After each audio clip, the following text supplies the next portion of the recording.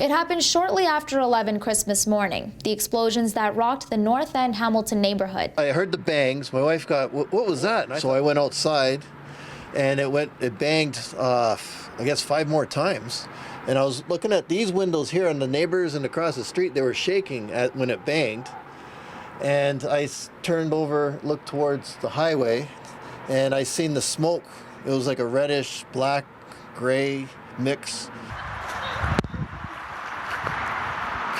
Residents living in the area thought it was an earthquake at first. The whole house was shaking. It was very scary. Yeah, we didn't know what was going on.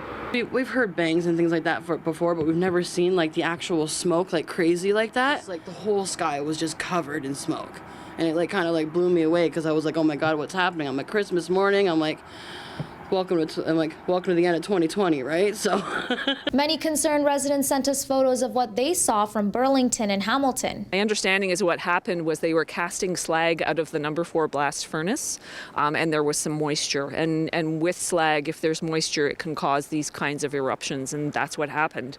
And it was a pretty major one. In ArcelorMittal's statement about the incident, they say the reaction would have been comprised of mostly iron, iron oxide, and water vapor, as well as silica, calcium, magnesium, carbon dioxide, and carbon monoxide. And now many residents are concerned about air quality. We're always concerned about particulate pollution and the impacts that it can have on people's respiratory health for the finer particulate, but also fallout. So we'll be waiting to hear about whether residents, looks like mostly down on the beach, they're the ones who are going to get clobbered, whether they've had fallout on their property. And I know that the regulator, the Ministry of the Environment, will be looking for that too.